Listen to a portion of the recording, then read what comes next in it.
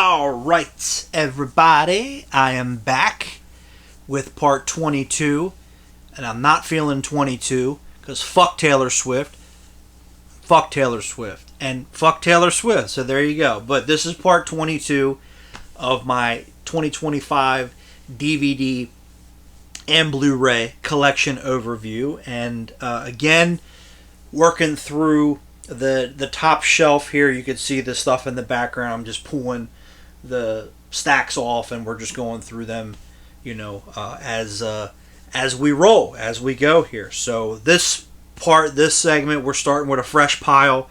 We'll try to get. I should be able to get through at least this pile, and then maybe pull off the next one, and we'll roll and we'll go from there. So we'll just keep it rolling, like Limp Bizkit once said. So starting off this segment and this stack, we have Scorched, which I love this movie. This is a comedy from the early 2000s. I think it went to theaters, but the company only put it in like 50 theaters because they lost confidence. But this was a, as I say, this was a Blockbuster find back in the day. This was a video store find back in the day. I remember my uncle, one of my uncles, who unfortunately passed away, rented this, and we watched it and thought it was hilarious, and then renting it on our own, and then picking up this DVD, which coincidentally this is a Blockbuster former copy from Blockbuster. But yeah, it's kind of funny that it didn't go to the theaters because it's got a pretty stacked cast. I mean, Alicia Silverstone was still bankable at the time. Rachel Lee Cook was bankable because I think this was right after Josie and the Pussycats and She's All That and all those movies. Woody Harrelson, can't go wrong. John Cleese, can't go wrong. A bunch of people in here. Josh Leonard, who was in Blair Witch. This was a couple years after Blair Witch. But it didn't do anything. It just got kind of dumped on video. And I like it. I think it's a pretty funny movie. That's just me. So, and I highly doubt this will ever come out on Blu-ray. So it'll just be eternally stuck on DVD. Probably like this movie and the next movie. So we'll see. But Snow Day, why this has never come out on Blu-ray, I don't know. I love this movie. This is another film that I would constantly watch as a kid because it was always on TV. Showtime ran the shit out of it. I think Nickelodeon would run it too because it's a Nickelodeon film. But yeah, why this has never come out on Blu-ray, I do not know. But I do. I don't watch it as much as I used to. But during like this time of the year, during the winter, I'll put it on, especially if it does snow. I mean, it is appropriate to watch it for Snow Day, but just a fun, again, childhood favorite. Can't go wrong. I don't know if I have this on VHS or not. I have to investigate that, but can't go wrong with snow. I mean, Chris Elliott plays the evil snowplow man. Can you go wrong? No. I fucking love Chris Elliott. I love that guy. Such a great talent, in my opinion. Brilliant writer, too. I don't think he gets enough credit as a writer. But I love that dude. Cabin Boy is a hilarious movie if you guys have never seen that. And now when I come back, I will be Cabin Man. So there you go. This is another film that will probably be stuck on DVD for all eternity. Well, officially, because there is bootlegs out there. But Titan AE, the movie that killed the studio. It did, actually. So there you go. But this was a movie that was so hyped up. It was so pushed. I remember when this came out as a kid. I liked it then. As an adult, I like it even more because I think that this is a really solid movie. I think it's pretty underrated. And yes, it killed a studio. It killed Fox's animation division because it was a huge flop, and it went so over budget and over schedule that they just said, the hell with it. We're not going to do this anymore. But again, I really enjoy this film. And it's funny because one of the things that me and a lot of other people remember is that the TV spots in the trailers had Higher by Creed. It's not in the movie. It's not on the soundtrack. They only used it for the promotional material. But again, now Disney owns it. It's probably never going to come out on Blu-ray officially, but this is just such an interesting film to me. I really like it. And another movie that came out a couple years after it, I think I have it on Blu-ray, if I'm not mistaken, Treasure Planet. And Treasure Planet was the same thing. That movie was a huge flop. I think did some of the companies that Disney used to outsource, I think they ended up going out of business too because that movie was a big flop. But Treasure Planet's another film that suffered the same fate, and I think that's a really solid movie too. I really enjoy that one. That's just me. Moving on, we have The New Gladiators, which this is a documentary about karate, specifically Kempo, specifically Ed Parker's Kempo in the 70s. It just follows them around going to these tournaments and, what the karate tournament scene and stuff was like back then, which is pretty cool. I think Elvis pops up in here, if I'm not mistaken. I think, if I want to say he does. And Elvis actually funded this because he was training under Ed Parker at the time. So there you go. But some really cool footage in here. Benny the Jet Urquidez is in here. Fumio Demora is in here. Pat Johnson. Emil Farkas. Tom Kelly. Roy Kerbin, the King of Texas Karate. Eric Lee. John Navidad. Bill Rusaki's in it. Frank Trejo, Mike Stone, all legendary martial artists. I was talking in a previous segment about, that word gets thrown around a lot in the martial arts world. But the guys I just mentioned, they're among the greats as well. So there you go. Next up, we got the only movie that Howie Long starred in, Firestorm. I don't care. I like this film. I think it's a fun little 90s action film. But yes, football player Howie Long. Of course, he was in Broken Arrow. Apparently, Fox was so impressed with his performance in Broken Arrow that they offered him a 3-picture contract. But when this movie failed at the box office, they rescinded the offer. The only other movie that he did with Fox, he was in That Thing You Do, but his scenes got cut out. He was actually Tom Hanks' gay lover, but they cut those scenes out.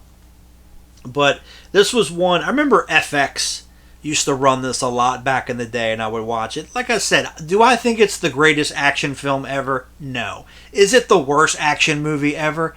Hell no. Have you seen some of the shit that's come out the past couple years? Those movies could not hold this movie's fucking lunch, I'll say that. But it's not a bad film. It's directed by Dean Semler. I think the only other movie he directed was The Patriot with Steven Seagal.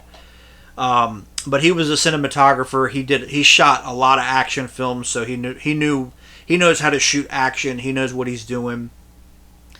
Scott Glenn is in this. William Forsythe is one of the bad guys. I think this was the last movie that Susie Amos did. She would later get married to James Cameron and then retire from acting. But I think, again, this was one of the last films that she did. But, again, is it the worst action film ever made? No. But I like it for what it is. I can't complain. Howie Long, I think, he definitely had talent and charisma because he was great when he would do the commentary for football with Terry Bradshaw and all those guys. They would always be cutting up, joking, having fun. So he definitely had the talent, of course, from football as well, and the charisma. I guess it just didn't work. I guess people were just like, really? Howie Long is an action hero? I mean, to me it worked, but that's just me. I like Howie Long. He was a great football player, and I love him in Broken Arrow. He was definitely one of the highlights, at least for me, in a movie that's full of highlights as far as I'm concerned, but it just didn't happen, It just didn't happen. It's just the way it goes sometimes. Next up, another childhood favorite. We have Clubhouse Detectives, which is not really a kids movie, but it's marketed towards children because it's about these kids that one of them, the main one, which this was the kid that was on the TV series. Hold on. Hairball. He was on the Disney Channel series The Jersey later on, and he was also in bushwhacked with Daniel Stern. Michael Galeota was his name. Unfortunately, he passed away. And his brother, Jimmy, was also in it. But anyway, he sees his neighbor murder this lady, and they're trying to find the dead body, and, you know, the guy's trying to basically kill them, and, like, it's not really a movie for kids, but, you know, it is what it is. But this is one that me and my brother would rent a lot back in the day on VHS. This DVD is out of print. It is expensive. I think, again, I shopped around and was able to find a decently priced copy, but I'm sure you can find it here on YouTube or something for free. But yeah, I like it. And this kid here is not in the fucking movie. I don't know who this kid is. I don't know where they got the picture from, but he's not in the film. But the other kids on the cover are. But like I said, it's not really a kid's film when you look at it from a different perspective. Then there's a scene in the beginning of the movie because the lead kids, their mom is divorced and she's trying to get back in the dating scene. So he calls all his friends up and they all put on these like different character like gimmicks and costumes. Like the fat kid is like a juvenile delinquent. The black kid, he's what's he do? I can't remember. And then the Mexican kid's like in a gang and he's speaking Spanish and they're talking like it's just fucking crazy. But again, it's the 90s, baby. The 90s. I miss the 90s, damn it. They didn't give a fuck in the 90s. They're like, let's make this movie for kids and it'll involve dead bodies and it's like Stand By Me, I guess. I don't know. Anyway. Sorry. Oh well. Next up, we have the TV series Daybreak. This was one that Rambo Raff recommended. This is one that he would always talk about, and I found this DVD at a thrift store for a couple bucks and picked it up from Mill Creek. But this was pretty cool. It was an interesting concept. It was kind of like Groundhog Day, but with cops. And Taye Diggs was the star, who I've always enjoyed his work, always really liked his stuff.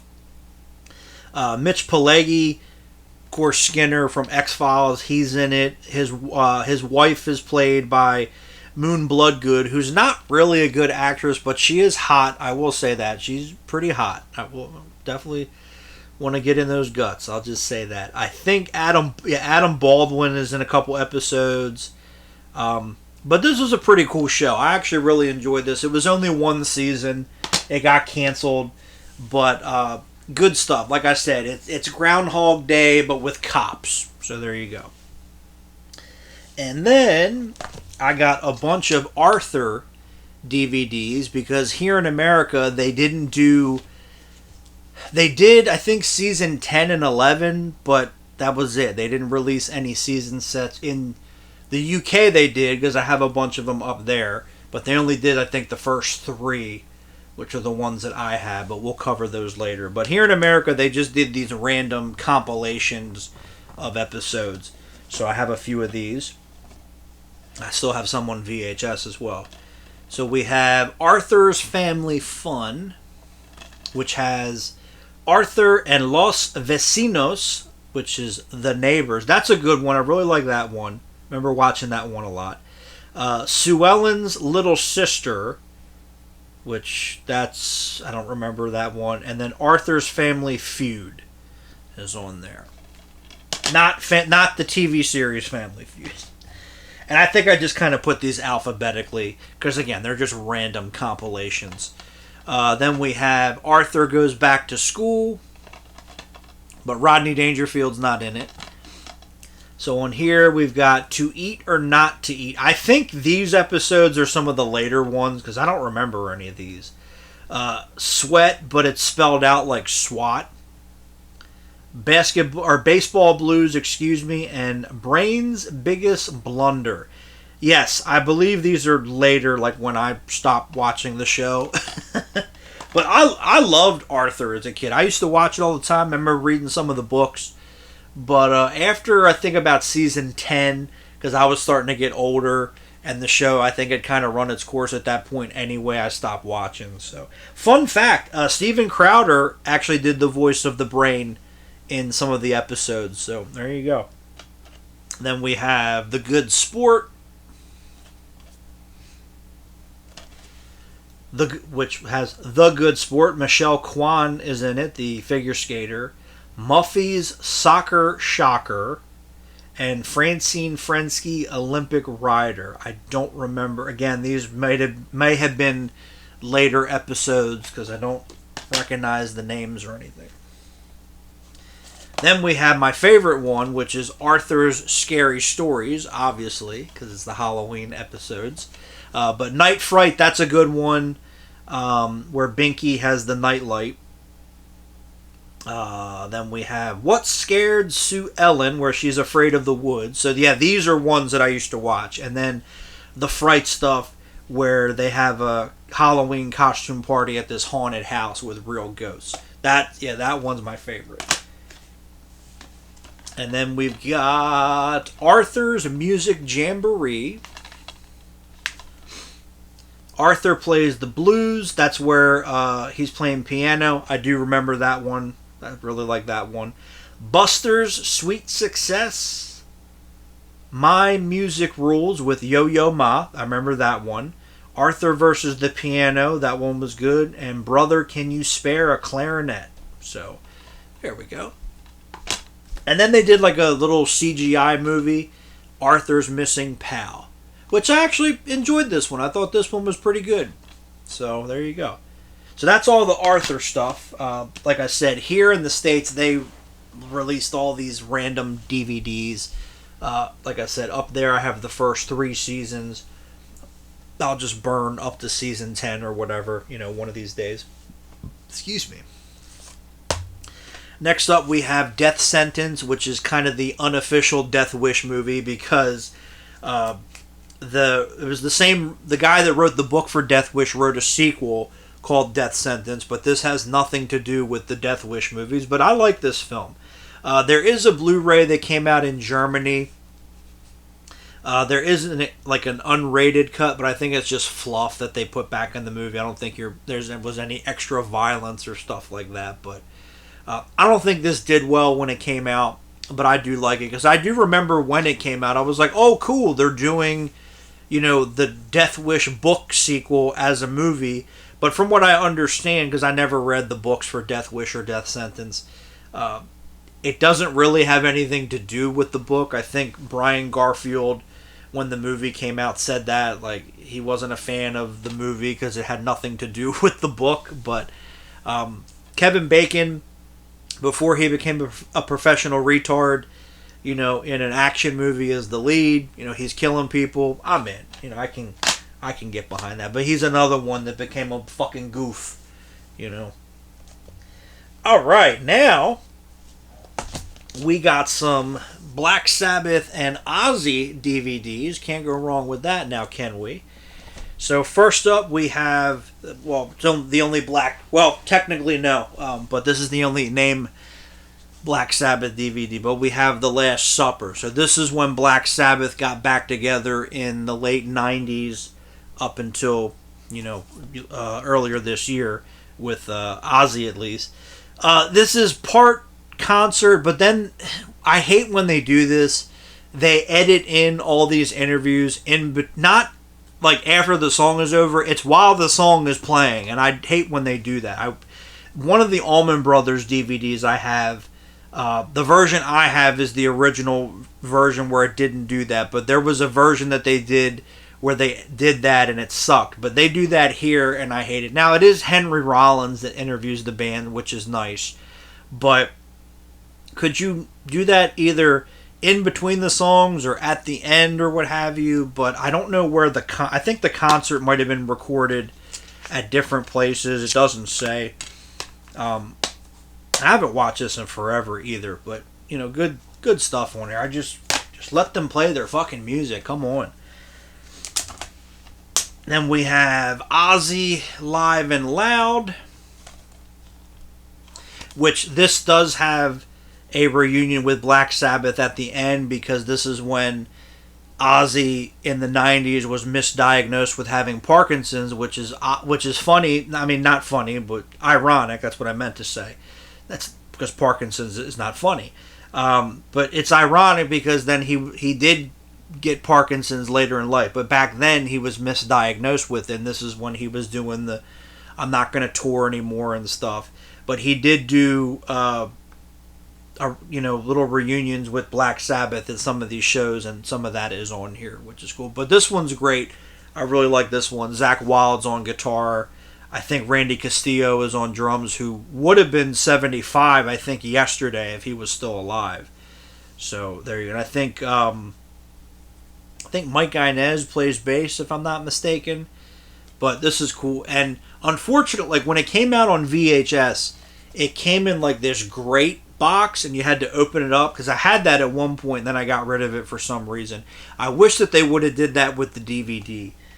And all of these are out of print. I don't know if they go for anything or what they go for, because I'm not going to look up the prices when I already have it. And then we have Live at Budokan, which I remember when this came out on DVD back in the day, and I didn't get it until many years later, but really good show. This is when they were doing the Osbourne show, because there is a bonus feature on here where they're going around Japan and hanging out. And then it's really cool because they go in this record store, and you see Jack buying these CDs and stuff, which is pretty cool. And if I ever get to Japan, I would love to go to Japan.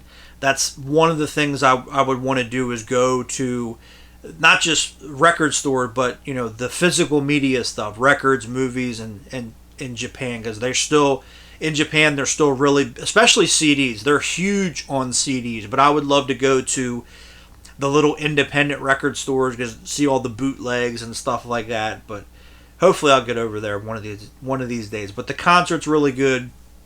Again, you got Zach Wild, Robert Trujillo on bass. This is right before he got hired for Metallica. Mike Borden on drums. John Sinclair, who played keyboards with Ozzy forever.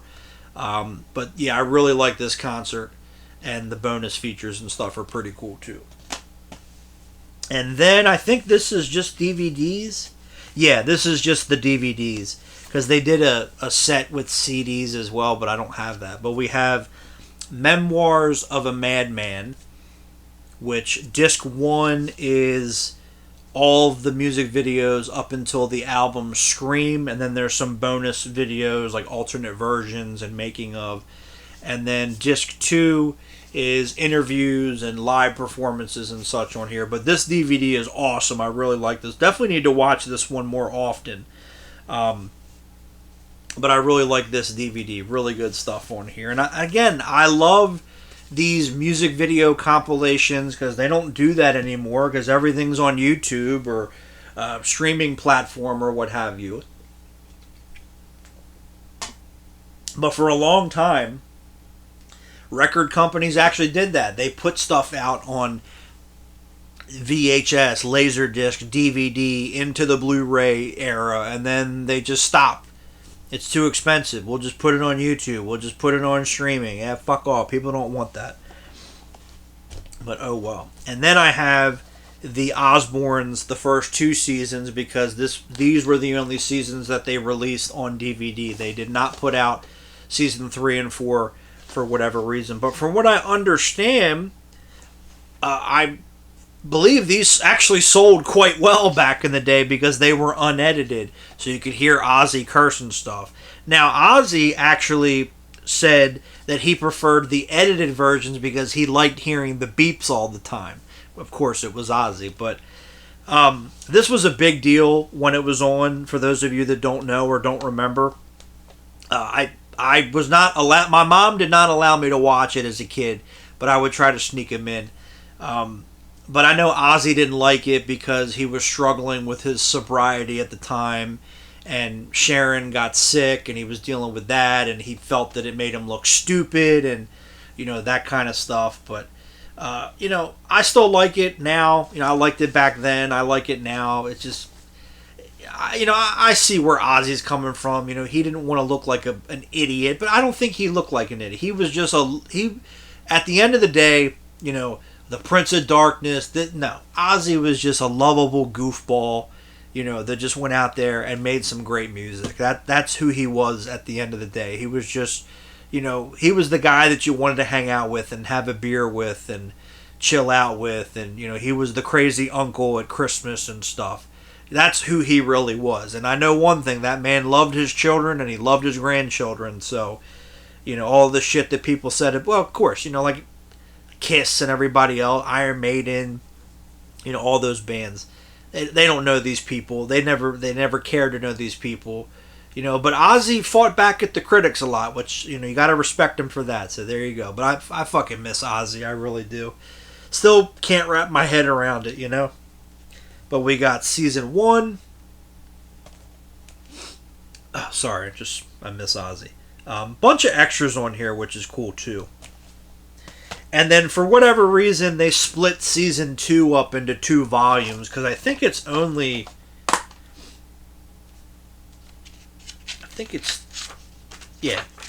episodes. I don't know why they split it up. But we've got season 2, volume 1. And then, the shit with all the animals, don't you eat my fucking chicken, Gus or Bill or whatever your name is. Who pissed on my carpet, the bastard? Just, oh my God. It's just fucking hilarious. And then we have season 2, volume 2. And the show did very, very well when it was on. I think it was the highest rated show on MTV at the time. And it's funny because it's episode 1 through 10, and then they start it over again. Now it should be 11, 12, 13. Oh, well. But, I think when it was on, it was the highest rated show I think at the network ever had at that point. And, I think it's really interesting because I watch all these interviews with Jack. Because I think Jack is a very interesting guy. He could have just easily went into the music industry, had a job for life because he was Ozzy's kid. But no, he went and I don't know if he still does, but he was a reserve cop for a while, and he's done a lot of interesting things. And, I think he's a pretty interesting guy, and seems very well balanced. And I know he had his issues with alcohol and stuff like that, but he's been sober for quite a while. And his wife, he's actually about to have his 5th kid, so very awesome. Good for him. And he did say that they told Ozzy before he passed away. He said he was very happy about that, so very good. But he said that it was, very interesting what they did, because the first season they did for free. They didn't get paid, but they were able to negotiate that after a certain number of years, they would own the show, which is what they do now, which is why they're putting the episodes out on their YouTube and everything, because they own it. So they were smart, and they were able to get a good deal and work it out, and that's awesome. And Ozzy, again, for whatever people thought about him, Ozzy was a very smart guy.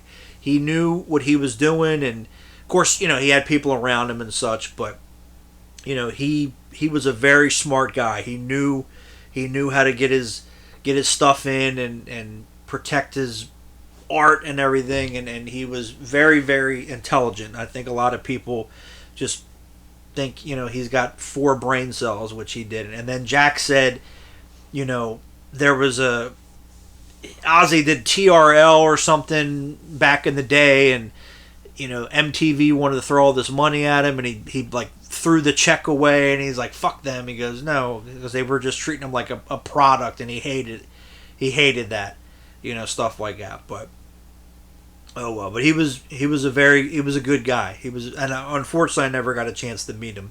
I wish I did. But he was a very smart dude, and he was all about his family, and that's what Jack said. Jack said that the TV show, he's like, if we're going to do this, we're going to do it together. We're going to do it as a family. It's going to be equal. It's not the Ozzy show, you know what I mean? Stuff like that. So there you go. Anyway, so next up we have a Pierce Brosnan non-James Bond action triple feature. So first up, we got Live Wire, because I'm alive. Sorry. But this is a pretty interesting movie. I do like this quite a bit, where he plays he's a bomb expert, and they're using water as a bomb, and it's got some pretty cool things in there, and it's all practical effects, and Ron Silver is in the film. But cool film, and it does have the R-rated and unrated versions on here, which is interesting. But again, it's Warner Brothers, so who knows if it'll ever come out on Blu-ray or not. But this is pre James Bond, Pierce Brosnan, and then we have the Detonator movies, which these were made for the USA Network back in the day. These were made for cable. I remember seeing these at like the video store and Walmart and stuff back in the day, and I was like, oh, kind of a spy movie that he did before James Bond. I have to check that out. So we have the first Detonator, which also has Patrick Stewart. He's like the head of the organization, and Ted Levine plays the bad guy, so you can't go wrong. You got Pierce Brosnan, you got James Bond, you got Captain Picard, and Buffalo Bill, all in the same movie. Can't go wrong. And then Alexandra Paul from Christine is in it, and then Christopher Lee, so cannot go wrong. But it's based on I think Alistair MacLean wrote the book, and it's based on the book. But while Pierce Brosnan was filming this movie, I believe he got the part for James Bond while they were doing this. So, because this was this was 92. So I don't think, maybe it was during, I think it was during the sequel actually, because the sequel was what, 95, 94. 95, I don't know, it's confusing, but maybe it was this one, I'm not sure. But it's like Under Siege 2, it's mostly on a train and stuff, but it's got some good action, it's all practical. Again, it was made for cable, so it's not, a big budget and stuff, but it's still cool for what it is. And then we have the sequel, Detonator 2, Night Watch, and I think, again, when they were making this, he had already gotten the part of James Bond, because they tried to make this exactly like a James Bond movie. This one, I mean, I like both of these. I like the first one more, because this tries to be its own thing. Yeah, it's it's Die Hard on a train for the most part. But this tries to be its own thing. This, they tried to make it exactly like a James Bond movie, and he's got gadgets, and some of the music sounds like a James Bond film. But, again, they're made for cable. They're not too bad. But it's funny because that picture of Alexandra Paul is actually from the first movie. So there you go. And then you got William Devane in here, who I love as an actor. He was in Payback with Mel Gibson, amongst other movies. Always really liked his work, too. Always a good actor. So there's those. And then we have a very interesting film, to say the least. No Code of Conduct, with Charlie Sheen and his dad, Martin Sheen, and Mark Dacascos. And it is written and directed. Well, he helped write it. Charlie Sheen helped write it. But it's directed by Bret Michaels. Yes, the Bret Michaels. Yes, Poison Bret Michaels directed this film, because he was trying to do a film career there for a little bit. But not a bad little action movie. It doesn't have a ton of action in it, but not a bad little cop movie. Joe Landau is also in it from Dr. Quinn, Medicine Woman. Courtney Gaines is in it. Paul Gleason's in it. Meredith Salinger, the very lovely Meredith Salinger, plays Charlie Sheen's wife.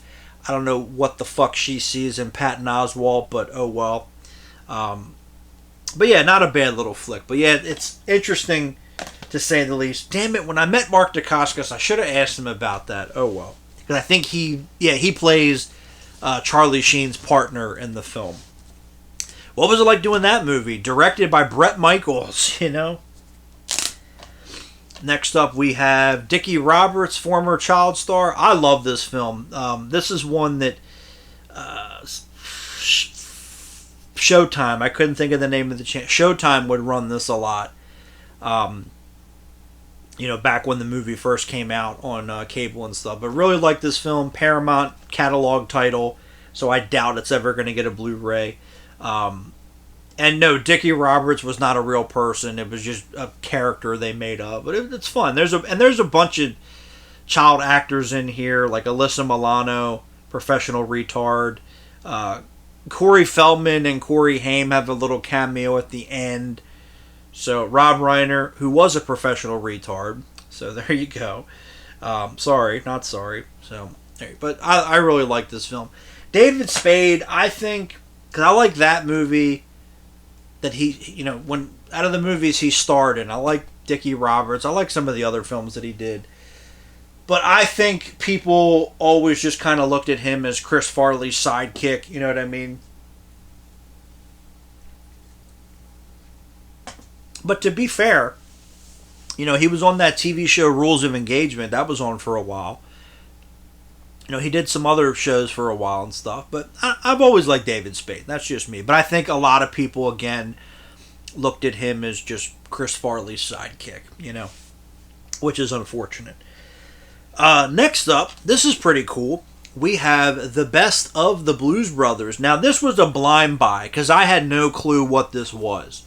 But it's actually a documentary / short film about the Blues Brothers. Now, it's interesting because Dan Aykroyd is in it. He plays himself and Elwood Blues. And it's edited to seem like they're having a conversation with each other. But, and then Tom Davis hosts. I don't remember who Tom Davis is, but his name is on the back here.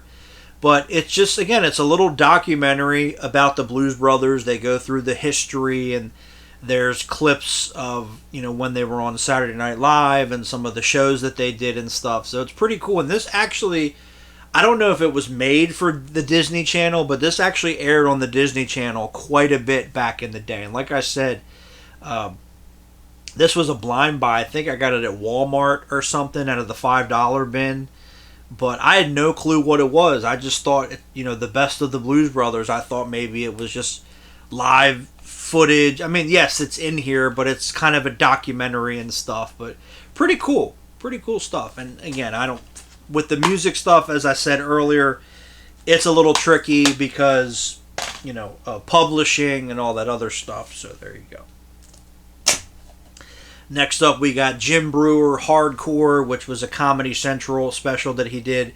This is the special where he did the AC/DC skit, which is absolutely hilarious. I love this. I've watched this so many times over the years, whether it was this DVD or it was on Comedy Central and such. And then there's a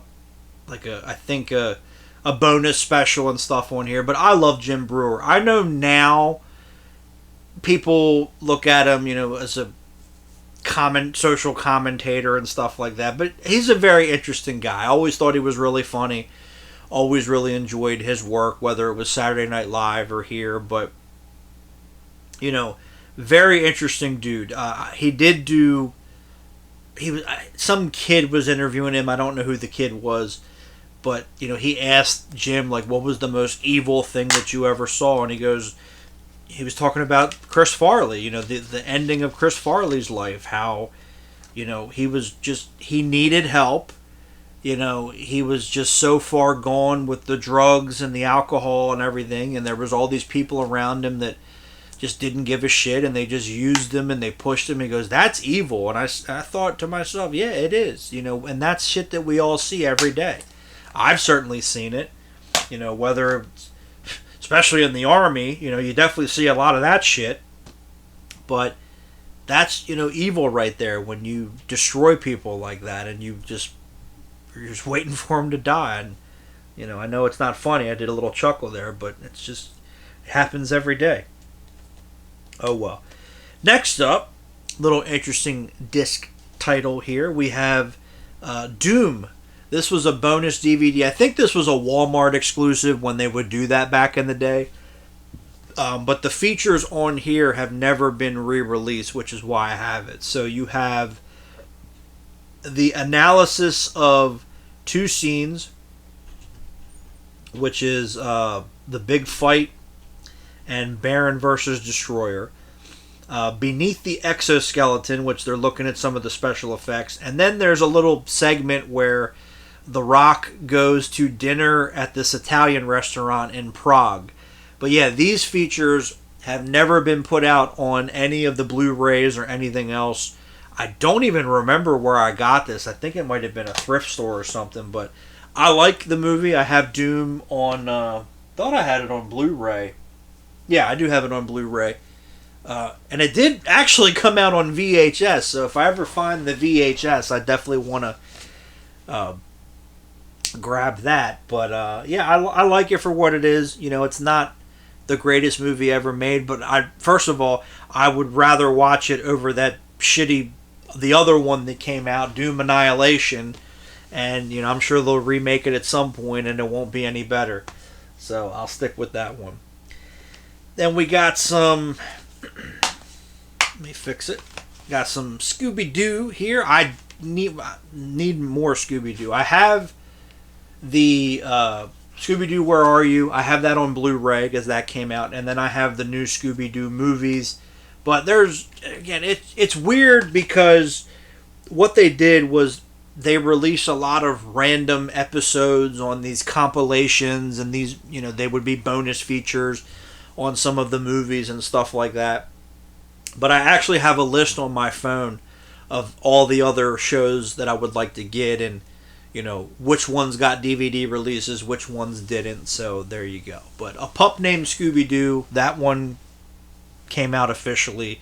Some of the other ones didn't. You can only find them online, you know. But I think I have What's New Scooby-Doo over there, which I remember when because that was the first new show that came on when I was a kid. I remember watching that, but we'll get to that later on. But the two that I have over here, first up we have the 13 Ghosts of Scooby-Doo, which I like this one quite a bit. This one's pretty fun. And yes, it is 13 episodes, which is, I like that they did that. And yeah, on here, bonus episode from the Shaggy and Scooby-Doo Get a Clue series. So that's, like I was just saying, that's what they do. They just randomly release them, and this cheap ass, you know, recycling. Yeah, but when they're shitty because they're thinner and they warp easier. So there you go. Then I gotta buy another one. Yeah, motherfuckers. But like I was saying, that's what they do. They just put random episodes as extra features, and you know, it is what it is. So, oh well. Then we have Scooby-Doo and the Reluctant Werewolf, which is pretty fun. This was the one with the car race, I think. Yeah. But I really like this one. I think this, because some of them are on, some of the older movies and such, they're on Blu-ray. This one maybe got a Blu-ray. I'm not sure. You know what? I got time on the camera here. I'm just going to look this up quickly. I want to say this did.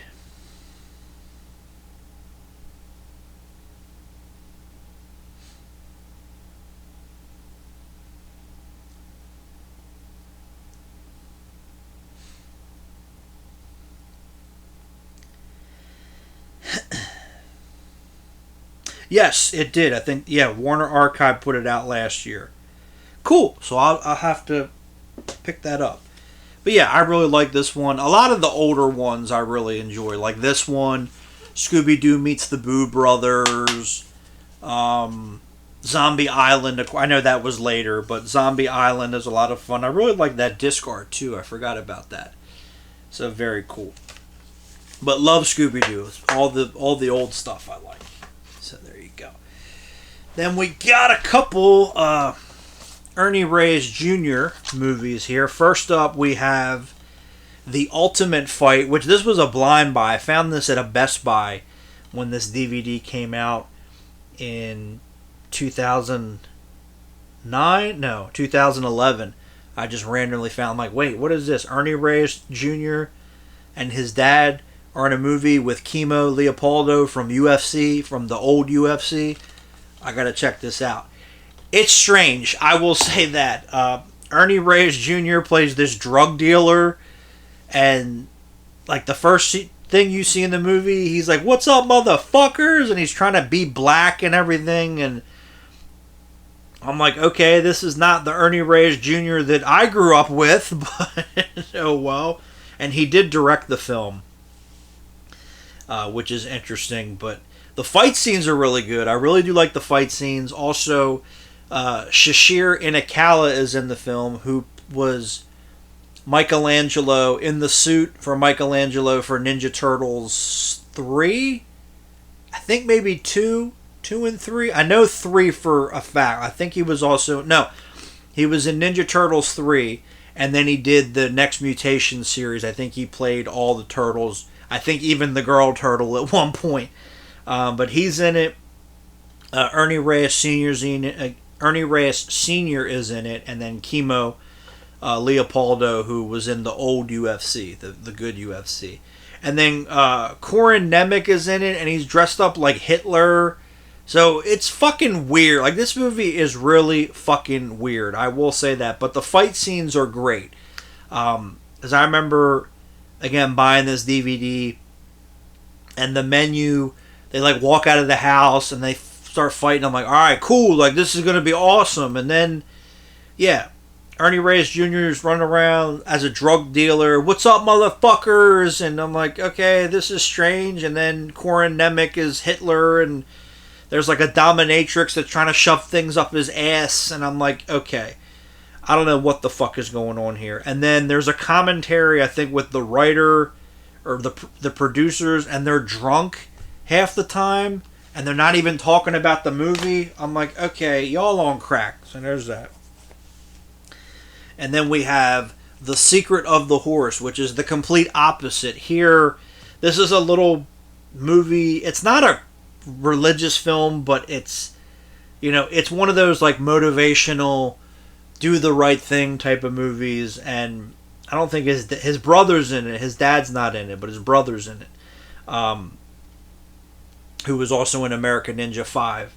And he goes to this new school, and he's trying to fit in, and there's like a bully, and it is a Christian film, my bad, because it says based on Christ's own endurance. I'm like, okay, I mean, it's got some good little fight scenes, but it's just kind of an odd thing. And look, I don't have anything, and then there's a study guide. I don't have anything against religious movies. They're just not for me. After viewing the film, use any or all of the following questions for group discussion. What happened to Mrs. Tran? Victor and Alex end up in Father Mario's office. Why? Stuff like that. But oddly enough, I do also have this on VHS because, it's Ernie Reyes Jr., my man. Kino from Ninja Turtles 2. And then we've got some Vin Diesel DVDs. And we'll wrap this up here because we're almost to the hour mark, but I don't want to grab another stack and then only do half of it and then have to come back. So we'll just save that. We'll just do this part a little bit less than an hour, and then we'll come back next time and go from there. So anyway, Vin Diesel, before he lost his while he was losing his mind. So there you go. First up, Knock Around Guys. There is a Blu-ray for this. I think it only came out in Canada, but it has none of the extra features that are on there. I actually really like this movie, but this was a movie that got fucked with, and it was re-edited. I think it was delayed 2 years because this was before this one, and this was before Fast and the Furious. I want to say A Man Apart was the same situation where it was before Fast and the Furious, but that one got delayed and fucked with and re-edited. And then the director, F. Gary Gray, said that was the worst experience he had on a movie. I wonder why. I already know why, because it was Vin Diesel. Because again, I talked about this earlier when we went over the Blu-rays with Vin Diesel. He was always difficult to work with, but the reason why Hollywood tolerated it is because Fast and the Furious made a shit ton of money. Triple X made money. His movies were making money for a while there, and then he started to get crazier and crazier, and he tried to make other films, but he was difficult, and A lot of them didn't do well, so that's why he came back to Fast and the Furious, and they made money. So, you know, which is a shame because I do think he's a good actor, and I wish that he would do different movies like this and expand his horizons, but he doesn't want to do that. And then, you know, that whole feud he had with The Rock and everything, you know, it's like, come on, dude, quit being a prick. But apparently that's very difficult for a lot of people to do. But anyway, Knock Around Guys, like I said, I do like this film quite a bit. But yeah, it got re-edited, and then they did reshoots, and then it sat on the shelf for 2 years, I think 2 or 3 years, and then after Fast and the Furious and Triple X came out, then they released it. But I don't think it did that well. But still, I like it for what it is. I think it's a good little flick. Good cast. Barry Pepper, I've always enjoyed his work. Seth Green is in it. Dennis Hopper, John Malkovich.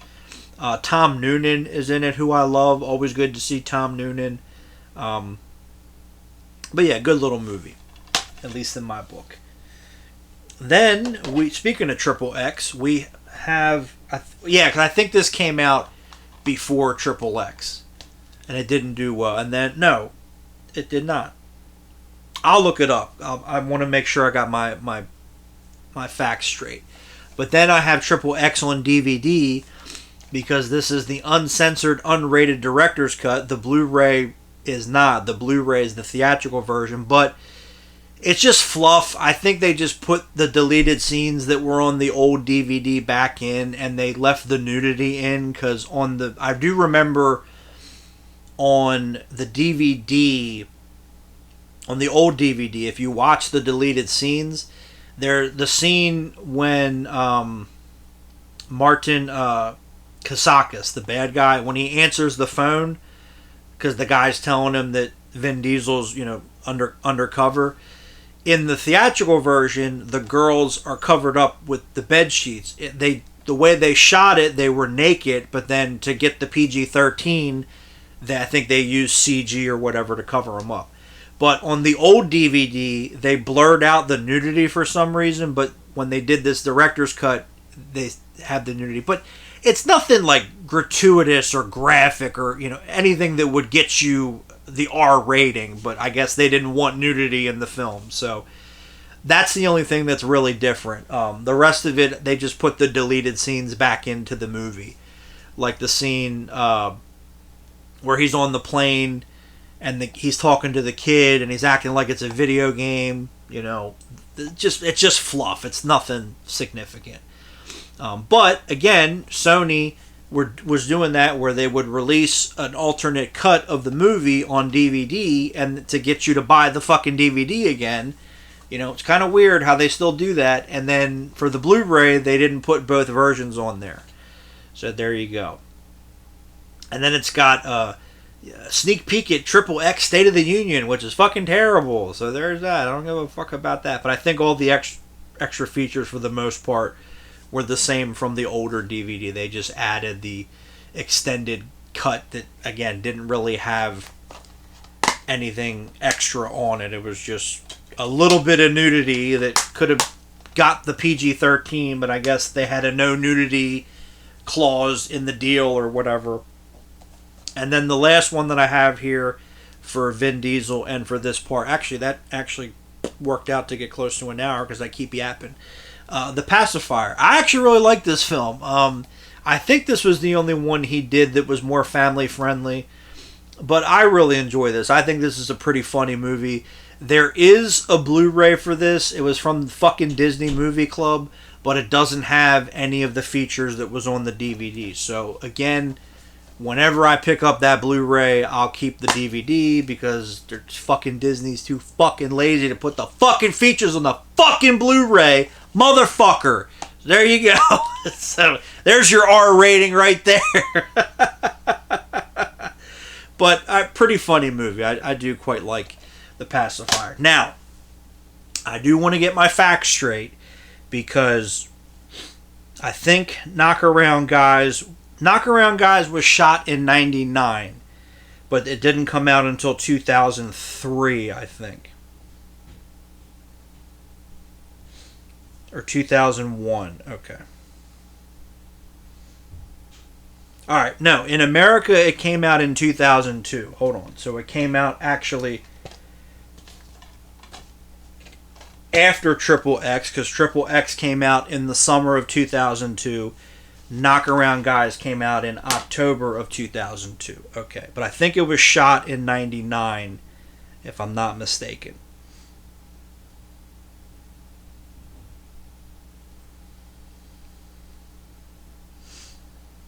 And then same with A Man Apart. I think A Man Apart was shot in 2000. I think it was shot before Fast and the Furious, but then it came out after, if I'm not mistaken. All right, so Knock Around Guys. Sorry, it's bothering me. I need to know. This is critical, need to know information for me, people. Sorry.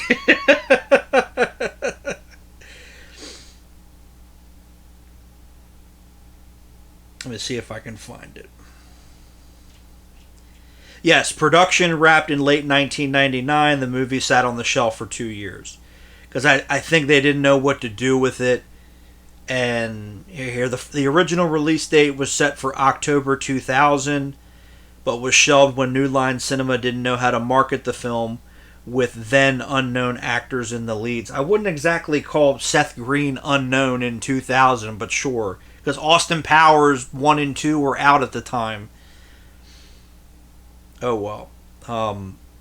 There was a second date set for 2001 to piggyback off the success of Fast and the Furious, which starred Vin Diesel. The movie was finally released in 2002 after Triple X came out, so that New Line could have a bigger name to sell the film. Okay.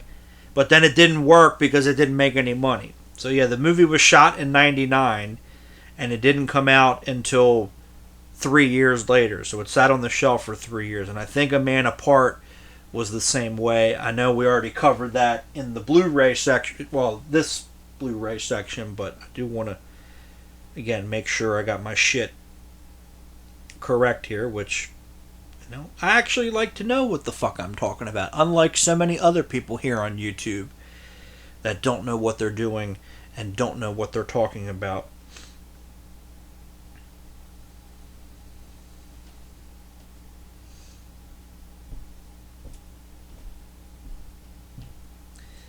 Yep, A Man Apart was shot in late 2000, early 2001, and sat on the shelf for 2 years, coming out in April of 2003. It was also with Knock Around Guys. It sat on the shelf until after The Fast and the Furious and Triple X came out. New Line Cinema felt both movies would be more financially successful with a bigger name attached. Well, none of the movies did well anyway, although I like Knock Around Guys, and I really like A Man Apart.